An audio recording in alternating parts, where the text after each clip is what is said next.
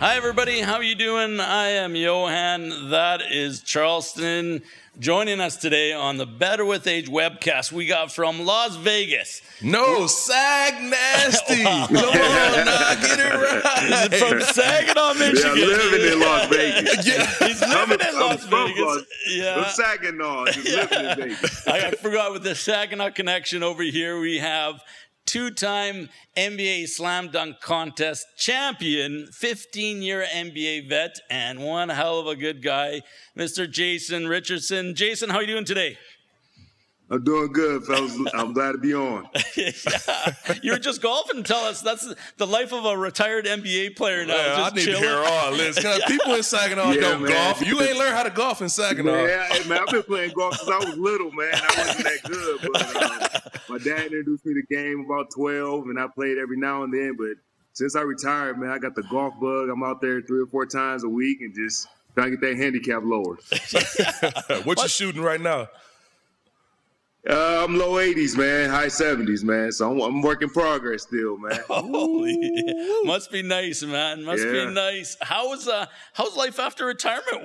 Tell us what else you're doing here in Las Vegas. You got a little business going there? No, yeah, I just moved to Las Vegas. Actually, I moved here for schooling for my sons. Just want to give them a little bit more of a push as far as finding a place that was, has academics, diversity, and athletics. I was living in Denver for 13 years almost, and we just moved here in August. So I'm adjusting really good to Vegas. I'm loving it. My kids are loving it. It's just been a great move for us right now. Nice, nice. Let's start us off I want to talk about Saginaw, Michigan, because that's where Charleston's from, and Charleston's always bragging it up and be able to talk about it. First Gotta let all the Canadians know about Saginaw, man. We got a lot of our anything north of Saginaw is Canada, so a lot of our viewers we get on the show are they're always chiming in from Saginaw and being able to do that. I want to flat out right now know, because we had Lamar Woodley on from Saginaw. We had Chris Brown on. Chris Wilson. Chris Wilson. From Flint. Yeah. Obviously, Charleston, yourself. Jason, I want to know flat out who's the best athlete that's came out of Saginaw, Michigan. Charles Rogers, the best athlete to ever come out of Saginaw. Yeah, Charleston mentioned that. This guy was all state in every sport. I mean, football, track, basketball. He could just pick up any sport and just be good at it. I mean, he could jump out the gym. He was fast as hell, could run, man, like Usain Bolt. I mean, he was just that fast of a guy, man. He was just a straight athlete. But I think he's the greatest athlete to come out of Saginaw. Wow. And Charleston, what do you think? Or you? I agreed. I told you the same thing. I told him the exact same thing. Like, he was the fastest guy I've ever met that just don't stretch, don't warm up, walk out and run a 10-1. Nope. And then you wonder how he did it. Yep. Nice. So let's talk about you, Jason. Then talk about the days growing up. You were obviously, one hell of an athlete growing up in Saginaw, and then you went into focused on basketball. You became the Michigan Basketball Player of the Year in high school, and kind of then, for us here in Canada, we in Saskatchewan too, which is right north of Montana and North Dakota, we would get a lot of the Michigan TV channels. So we'd always get Bernie Smilovitz, and we'd always get, the Detroit shows. A lot of Michigan fans and a lot of Michigan State fans. Tell us a little bit about how it was to be recruited by, or what was your decision-making when you're in high school and have the opportunity then to be able to get recruited by some of these big, massive schools in the States, and then eventually choosing Michigan State? Well, growing up in Saginaw, we just had tons of athletes, guys that came from out of nowhere. We used to have guys jump over the cars the long way. Just athletes all over the place, man. That's just Saginaw. Yeah. Somebody used to say it was something in the water that made athletes for Saginaw. I actually, believe it or not, I grew up playing hockey. I played baseball. Yeah, I did until the 8th grade, until my feet got too damn big for skates. And then back then, there was no such thing as custom skates. I was wearing a size 15 in the 8th grade. So, the biggest skates back then was like a size 12. So I had to give it up. But I played football younger, baseball, ran track. But it was always something about basketball that I was always involved with. My whole family played it. You know, everybody in the neighborhood played it. All my friends played it. And just worked at it. You know, always had a dream, like most kids that play sports right now, of making it to the NBA. But, you know, growing up, believe it or not, I was a Fab Five fan, as much as I hate to say that now because my loyalty is great. But, you know, everybody was a Fab Five fan growing up, you know, seeing Chris Webber, Jalen Rose, Jimmy Jackson, Juwan Howard. Jimmy King. Jimmy King, Ray Jackson, my bad. Yeah. And so I wanted to, you know, all my life I wanted to be in Michigan, go to Michigan. And I think my sophomore year I was going up to Michigan State. I was getting recruited by both schools. And it just felt like home. You know, I get there, the guys treated me like I was already on the team. And I was a sophomore in high school. And Mateen Cleveland, he was like, man, you come here, we're going to win the championship. He's telling me this in my sophomore year in high school. You come here, my senior year, I guarantee you we're going to win the championship. And I'm like, what the hell are you talking about, man? But hey, things happen. He was almost like a fortune teller. I got there and won the championship my first year. Was he still there when you were there? Yeah, he was a senior when I was a freshman. Yeah, the one thing that stood out about what you said was about how much talent is in Saginaw. I seen somebody just write an article recently talking about the amount of talent that's in Saginaw, but also the amount of kids that just completely fall off just by being in Saginaw because they have no way to reach out. They have no outlet. They have no sources. Yeah. They got nothing to actually try to make it or try to get some guidance to be somewhere. But it's tough like that when it's in Saginaw. It's crazy, man. When you really think about it, we're not a big city. I think we're a city of, 40,000? Like 40, 50,000 at most. Yeah, 40, 50,000. And, you know, even though, you know, famous celebrities that don't claim the city, but like Stevie Wonder, Serena and Venus Williams was born there. Kenyon Martin is from there. You know, just a lot of people like that were just from our city. But then growing up, me watching basketball, just remembering all the guys like, you know, Terrence Roberson and just hearing the names. Mark Macon, you know, was the first guy I knew from Saginaw making it to the NBA. Darvin Ham. And you can go down a list of guys. Sam Morrell, Chester Searles, Jimmy Young at Bridgeport. These are all guys that were just legends in Saginaw. And like you said, I think it was just a lot of opportunity that wasn't there that's starting to come around, and it's starting to leave again. I think my era would be in there that the early 2000s, late 99s, 1990s was like the golden area because we just had so many guys that went to college and later on become professional athletes, man. But it just, every time I think about the city of Saginaw, it's amazing to see how many athletes, how many college players, how many pro players come out of a small city like that. Yeah. Okay. So, Charleston, you were telling me about this the other day about who was that athlete that you said was a great athlete, and then he didn't make it. He fell to the streets. That, you know, you were saying that he was a great player, but he got into the, you know, to the street life or whatever. But how did you guys avoid that? How did you guys started to be able to avoid that and be able to make it to where you are today? I don't know, man. It's tough, especially when I was in school. Like, it was rough. It was rough because I went to Saginaw High. He went to my rival school, Arthur Hill. And to put it like this, we'll go to basketball games. And after the basketball game, you got to worry about walking to your car in the parking lot because win or loss, the parking lot it might get shot up by guns and shot up. Yeah, really. It might be all kind of crazy stuff that'll happen in the parking lot. Yeah. It just, we were so immune to gunshots. I mean, we used to have the street. It was still there. We used to call it the Strip. We call it Genesee, and we used to hang out on the Strip. And you know, there'd be a shooting. And most of the time, people would leave and would never come back. But being from our city, we're so used to it, we'll leave and come back 5 minutes later, go to the same spot. I mean, we got immune to it. And it's nothing to be proud of, but that's just how crazy it was where, like you said, you know, some of the games, there's shootings after the games, there are fights in the crowds and stuff like that. It just something our city just had. And I think for me to avoid all that stuff like that was I just kind of remember all the guys before me that had all the talent. You know, a guy like Terrence Roberson, he's one of 4 guys ever, one of 5 guys ever to be parade All-American 4 years in a row. The other 4 was like Akeem Olajuwon, Kenny Anderson, I think Patrick Ewing, and somebody else. And this is a guy from my home city is like on a list with Hall of Famers. Yeah. So you just kind of, you know, it was like trial and error. You just looked at those guys and you idolize them. At the same time, you try not to make the same mistake that they have made. Jeez, I mean, it's a tough. different life. I mean, a different thing when you think about. We always try to be able to say. I tell my kids, count your blessings.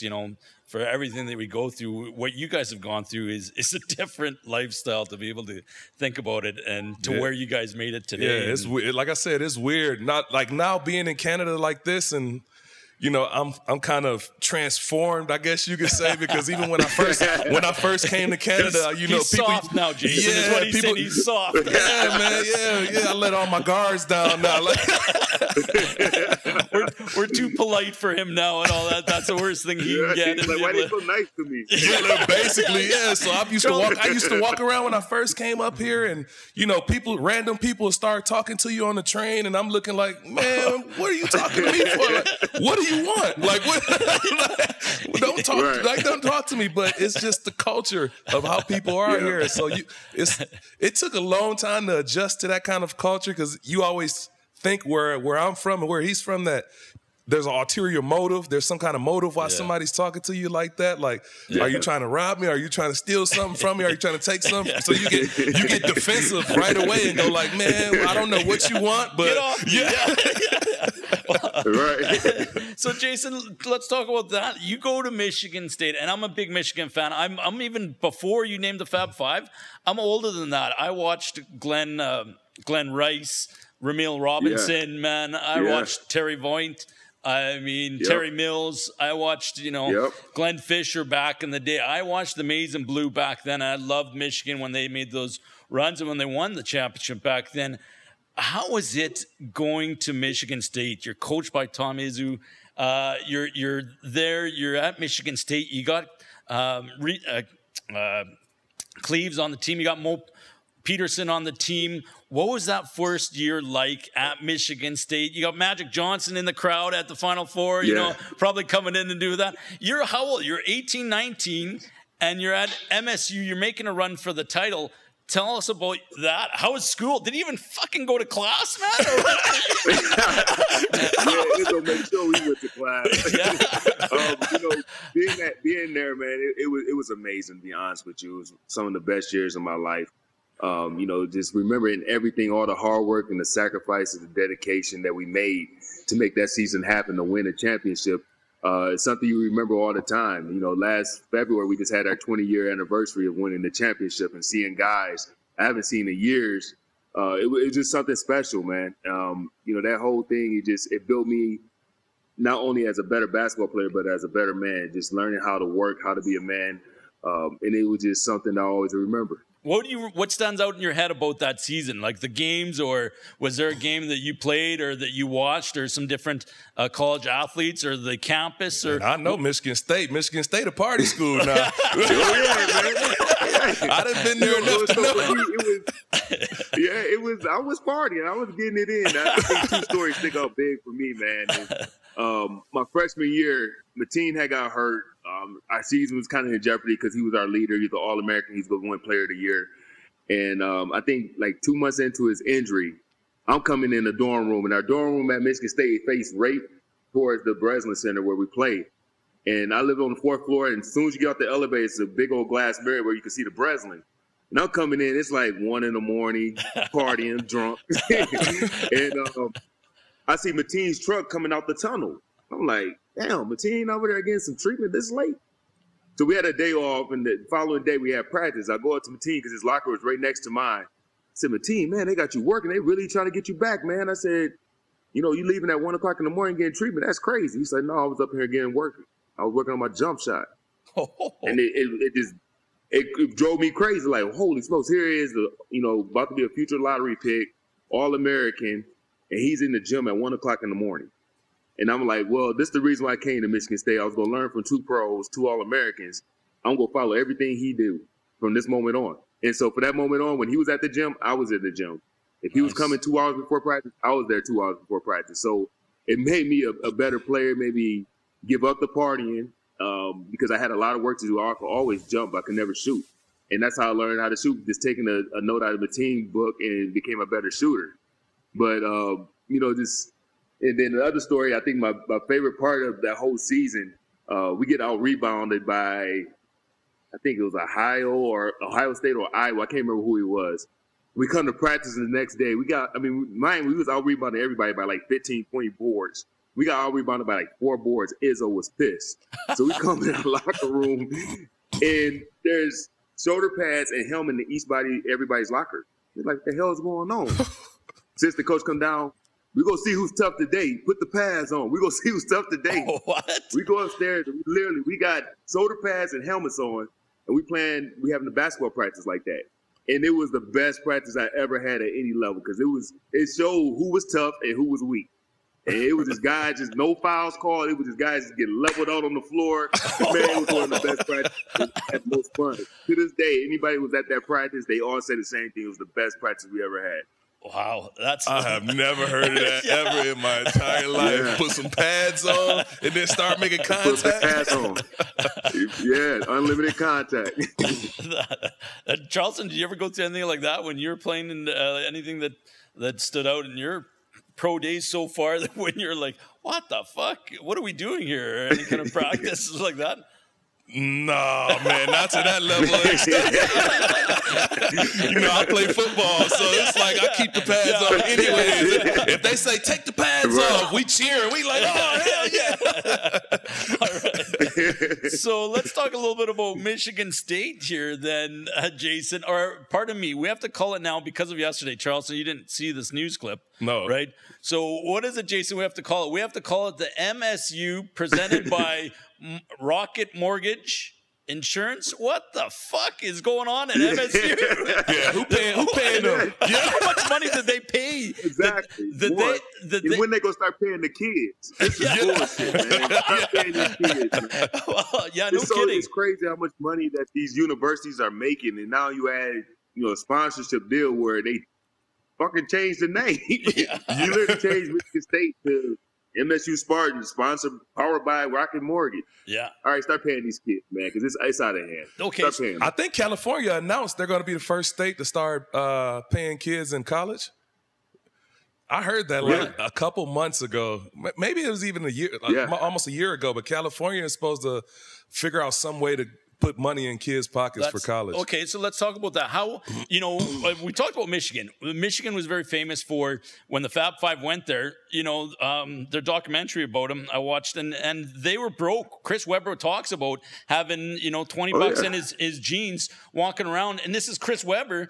He's trying to be able to go get slices of pizza. He's got no money, but he can't work.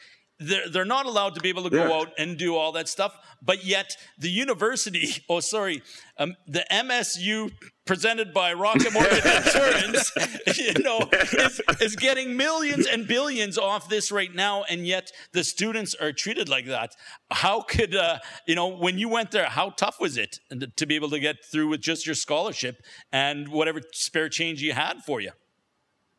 It was very tough. I mean, because the first thing is, when you get there, certain athletes that came from, for me, I was a low income in household, so I got a Pell Grant, which was like, I think maybe $200 or $2,500 for a semester. And so once you start paying all your bills and you're a kid, you're 18 years old, you got this money, that money's gone in like 2 months. And so I remember one day, my freshman year, I went up to one of the coaches, I was starving. And, you only had one time you could eat. It was called training table, and that was like at 6 in the evening. And I was just getting out of class, and I was talking to one of the assistant coaches. He's not there anymore. And I was telling him, I say, man, can I just get $4, $5 so I go get a value meal? I'm starving. They're like, we don't do that here. You got to wait till training table. So I'm waiting to eat dinner, and it's like 12 in the afternoon. I'm waiting 6 hours to eat. No way. And so it's just crazy because everybody, you have a lot of people that don't understand, like, hey, these athletes, they don't need to get paid. They got scholarships. It's paying for their college. Other kids don't have to pay for their college. I get it. But the value of a scholarship compared to all these millions and maybe even billions of dollars that NCAA and all these colleges are getting, it's not comparable. Yeah. It's off. It's really off. So in the bigger scale of things, yes, they are getting a free education, but at the same time, the education might be $80,000, but if you're a tier 1 athlete that was an All-American, you might be being at university $10 to $20 million. Yeah. So how is that offset and that's equal? Yeah, I know, and that's 100% true. Yeah, and that's one of the things. Hopefully, that's going to change for a lot, because it can make a difference to some of these Div 1 athletes, and not all Div 1 athletes or Div 2 or Div 3, I mean, are going to make it to the pro level, right? But you got to be able to help them out. You got to help them out in university. If the guys like yourself and Weber and all these athletes, they can't even. They're starving half the time. Something's got to change, and they got to be able to have some kind of system to be able to help them out. But so you're saying the rumor is not true, because I went to a small school. I went to a little itty bitty D2 school, but the rumor is not true. At these D1 schools, you get a nice little envelope from one of the big guys who are. No, I didn't say every school would follow the rules. I know yeah, let's clarify that. I heard some stories from a couple of guys, my teammates in the NBA. Man, I told some of them guys the stories they were telling me. When they got to the NBA, you took a pay cut. So you get paid in college, man. I ain't gonna say any names. We'll I was like, man, I was looking at the like, woo, I went to the wrong school. Well, we got to take a commercial break, but right after that, then we'll talk to Jason Richardson about his days in the NBA. And the first thing we want to talk about, winning that slam dunk championship, because that year, Jason, man, 2001, 2002, I was looking at the All-Star roster. Holy shit, man. Michael Jordan with the Wizards, Kobe, Shaq. Yeah. You had all those boys there. Surrounded by monsters. I mean, Hall of Famers, man. We got to talk about that. We got to take a break, and we'll be right back with Mr. Jason Richardson. Hi, my name is Rob Pederson. I'm the broker owner of RealtyOne in Regina. Real estate and life is about great people, and that's why I'm associated with Charleston Hughes and Johan Zielinski and IKS to sponsor the Better with Age podcast. RealtyOne was founded in Regina 11 years ago. It's an independent brokerage, it's local, and it's full of great people helping great local Regina people buy and sell properties. It's entrepreneurial based, which means you have non-narcissistic agents that have your best interest in mind, not their own. In these coronavirus times, real estate market right now in Regina and Saskatchewan is thriving because people are thinking more local. They're not thinking about traveling because we can't, and that's driving our market. When you hire a realtor, no matter who it is, no matter what company, please interview them. Please make sure they're a good personal fit for you, because that's what this is all about. It's good people connecting themselves with someone that they know has their best interest in mind. And that's what the RealtyOne family does, and that's what a lot of agents in Regina do. But make sure you take your time and find the best fit for you and your family.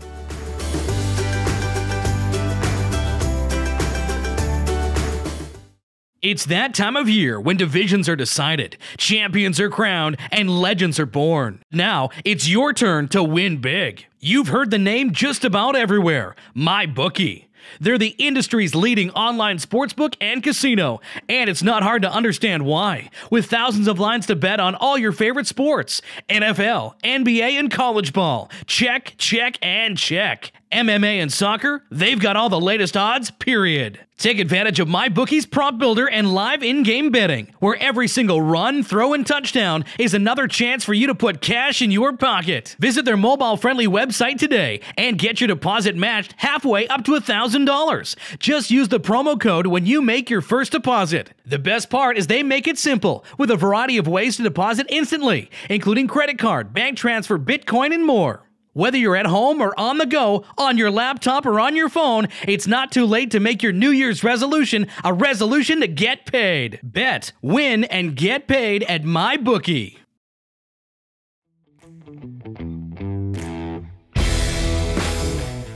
All right, and we're back with... We're back. Yeah, Mr. Jason Richardson. We're going to jump right into his NBA story, man. Like I was telling you before, just tell me about the first game check. What you do with that first game check? that first game check, I know me. Whoa! What'd you do with the first game check? I'll tell you one thing. I get asked all the time. Do you miss playing the game? I was like, no, man, I miss them checks. What's the first big thing you bought? You make it to the NBA. You're sitting there. You get drafted 5th overall, and you're in Golden State. What's the first thing you buy that's big that, that was the first major purchase for you? I think my first major purchase, I get to L.A., my agent at the time was Dan Fagan. The guys that were coming in was me, Kenny Satterfield that came from Cincinnati, Gilbert Arenas, and Troy Murphy. We all was working out together, and I think it was like after the second week, we was like, man, let's go get the Escalade truck. It just came out. So me, Gilbert, and Kenny, we went to the 310 Motoring when it was back then. It was the first company that had the spree wheels, spinning wheels. And we go up there and we bought 3 Escalades right off the lot. And I remember getting the Escalade. As soon as I drove out the parking lot, man, called my mom. Mom, I just bought a car. My first car. Just bought my car.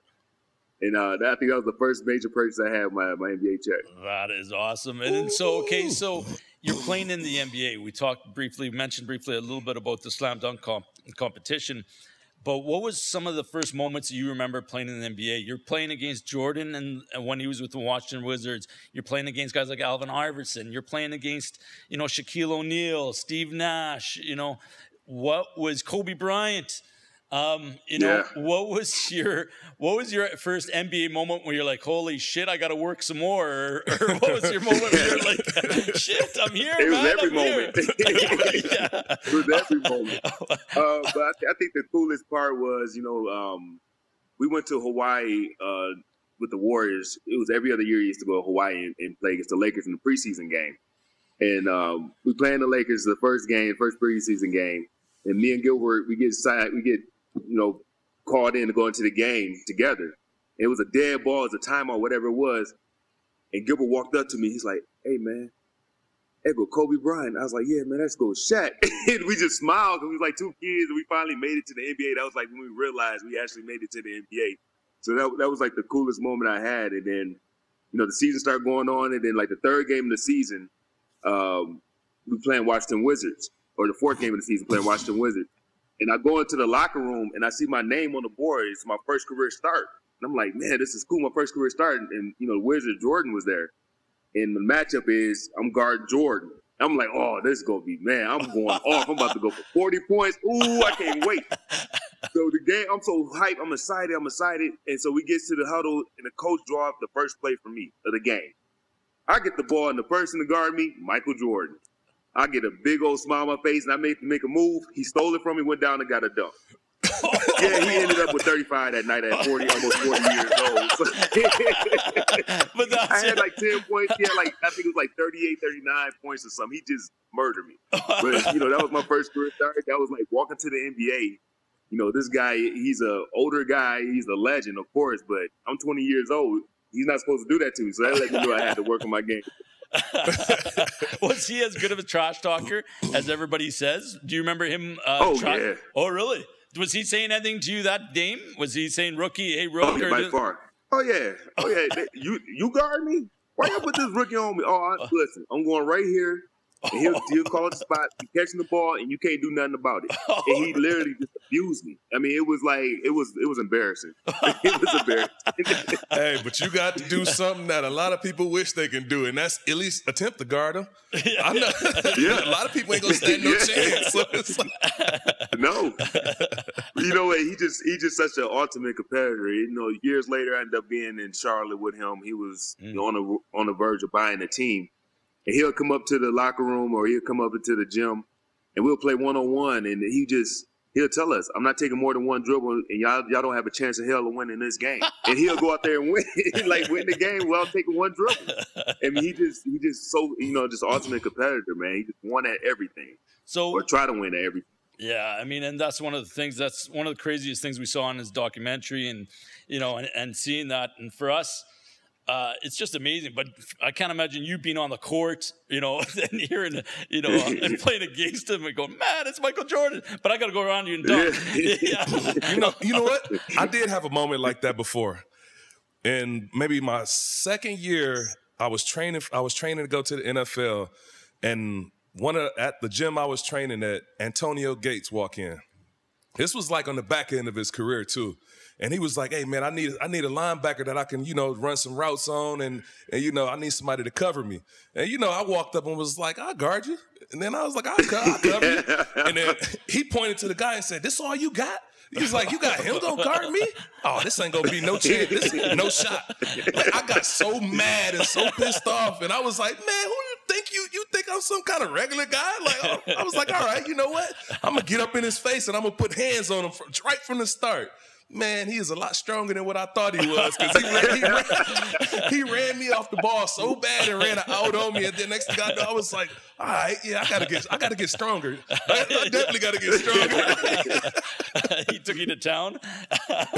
So then, Jason, can you think of another moment too? Then when you're sitting there and you're playing, and was there any player that you admired other than Jordan, the two that you caught yourself watching, or somebody that you really were like, man, this guy is. You know, there's certain athletes that we always talk about with Charleston. There's certain athletes, there's probably a handful that you go, holy crap, I was on the same field as him, or you watch and you just admire. But was a guy like Kobe like that, or Iverson, or who do you remember when you're playing days, you're like, or Shaq, that's that big, that you're like, man, it's kind of cool that I'm here and I'm witnessing it. Or maybe that was Jordan or somebody like that. All of them. Every last guy you just named. Iverson, Kobe, Tracy McGrady, Paul Pierce, man, all those guys, man. I guarded all those guys. I watched all those guys, and it was amazing that I was on the court with these guys that, you know, were in their primes. I mean, I was playing against these guys that's Hall of Famer in their primes. Yeah. And it's a lot tougher when you actually have to stay in front of them. So it was just amazing being around all those guys. For me, that was the golden era of two guards, because those guys are just on a whole nother level. And then, like I said, I got the chance to play against Michael Jordan, who was coming at the end of his career playing with the Wizards, but he was still Michael Jordan. And so it was just amazing those years in the NBA, because I played against some really, really good guys, and a lot of them were future Hall of Famers. I want to know who you dropped 40 on and start talking trash to. When Jordan treated you know me, you I don't like talk that, much trash. Yeah. When Jordan did you like that, who did you do that to? I just played, man. I just let my game do the talking, man. I never really was a trash talker unless somebody started it first. But you know, all those guys, man. You know, I used to love going up against them and just try to peak. I was on the Warriors when they were nobody. Like, we were winning like 17 games, and nobody. Where's Golden State at? I remember when I went to go work out in Golden State, I was like, where the hell is Golden State at? I didn't even know where it was at.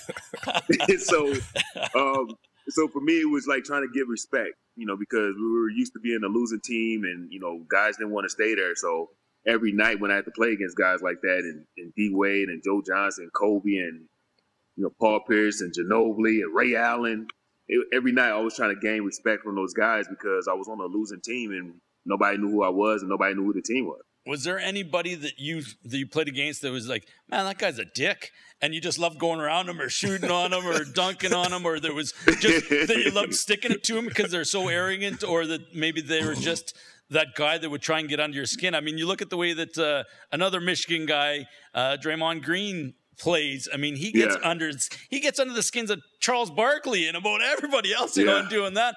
But was there a guy like that in the NBA that you remember that you're like, yeah, I'm going to stick it to this guy because he's talking too much, or that you loved playing against and just tried to stick it to him, or no? Yeah, it was later on in my career, maybe 10 years in. If I still see this guy to this day, we might fight. it might be some words. It might be a fight. But, you know, Gerald Henderson, I mean, I never had a problem with him until he punched me one day. He got me. And I'm the type of person, I remember stuff like that. And I still want to fight him for him punching me. I want to fight him. It's been 15 years and I still want to fight him. He hit you during the game? Yeah, so we going on the ground for a loose ball. And we scrambling. And he just, boom, he hit me in my side. So I jumped on top of him and tried to shake him. But, you know, the refs came, they gave me a technical, they let him go. But ever since that moment, every time we played, I'm not letting him know. Every time. It was a problem. Yeah. He said he snuck me loose, ball. So what do you remember then, Jason, about your dunk championship? When you came, how did you come up with those dunks? Was it just at the top of your mind? Did you practice a lot of these dunks before, or, you know, what did you do to be creative like that? Well, for me, you know, All-Star Weekend was the Saturday, the dunk contest. That's all you know, watch the All-Star game for, is the dunk contest growing up. That was when, you know, Michael Jordan and Dominique Wilkins, Spud Webb, D. Brown, Harold Miner. You start to remember all these guys that did a dunk contest. So for me, jumping was the only thing I really could do. So I practiced all my life for those dunk contests, at the park, in my room with a hanger and a sock, just going through these dunks I'm seeing on TV. So when I got to the dunk contest, it was like me back at the park or me in my room. I didn't notice any of the fans, didn't notice anything there. It was just me doing all these dunks I've been doing for years. And so for my winning dunks on both years in 2002 and 2003, Gilbert Arenas, he came up with those dunks. Gilbert is literally the craziest dude I know. And he always had these crazy ideals. And most of the time, I'm like, Gilbert, I'm basically going to break my neck if I try to attempt this dunk. But no, you can do it this way, Jason. You can do it this way. And so those dunks I did at the last, the between the legs one and the windmill, two-hand windmill reverse, those were the first time I ever did those dunks. It was at the dunk contest. He would tell me, like, that you keep that one in your bag just in case. And, at the dunk contest, there's so much of drilling and you just trying to, please the crowd and the judge and get the excitement. That's when I was able to do those dunks. But the between the leg dunk, I had never done that dunk ever again. It was a one time only. I did it there and never again have done it anywhere else. Oh, wow. I attempted, but I just couldn't do it. Oh, wow. That's the cause of adrenaline, like right there. Yeah. Make you do some amazing things when you got millions of people watching. And that's the one thing that, as a 5'8" short, fat, white guy, I've never been able to jump. So I really admire, those skills that you're able to do. So that's awesome. And that's one of the things that I'll never be able to do. But I love the man, that dunk competition. Like you said, everybody would watch it. It became famous when I put the poster up in my room, was the Air Jordan, taking off from the free throw line and doing that. But, I mean, that's unbelievable. So what are you doing now, Jason, then? Is there anything that you wanted to be able to plug or anything that you wanted to be able to talk about your business or what's going on in Vegas? Just right now I'm doing a lot of golfing, just chilling, enjoying my kids. I'm involved with a company in California, marijuana dispensary, grow house called Golden Seed. It's actually one of the first publicly traded cannabis companies in the country.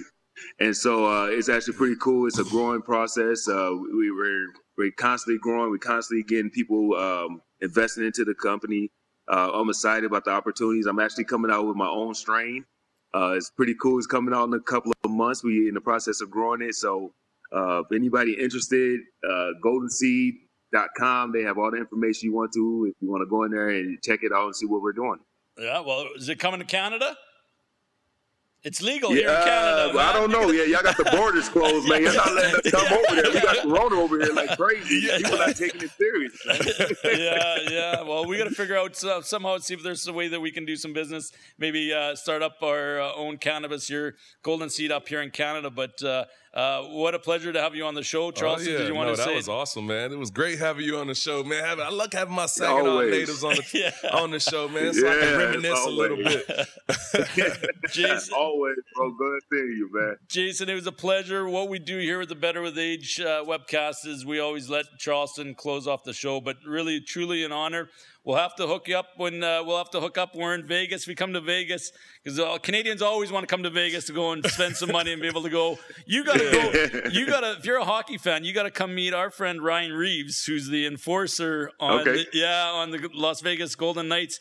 Maybe he'll hook us up with some tickets and then go down and do that. We'll hook up in Las Vegas soon. But thank you very much for coming on the show. Charleston's going to close it off with his famous last words. Yeah, man, it was good. This was a moment for me, especially having you on the show. Especially, I was young when you was in high school, so I think I was maybe a freshman. I mean, 9th or 10th grader. So by the time that hit, you had already graduated. But I was always like, man, this dude, he's good at basketball. I wish I was tall and could jump like that. So I was like, because I was never the best athlete in high school. I sucked in high school, but I had to work hard and gain that over time. But this is the Better with Age webcast, man. The reason we call it the Better with Age webcast, because there's many things that get better with age. There's whiskey, there's wine, there's leather, there's your golfing ability has got better over time. But the most important of them all is friendships. And I know that you're a friend of Lamar's, you're a friend of mine, and I'm glad to have you on the show, man. Welcome to the Better with Age family. Appreciate it, man. I love being on the show. Thanks, guys. All right, Jay, take care. All the best to you. We'll talk to you soon. All right, take care. Thanks.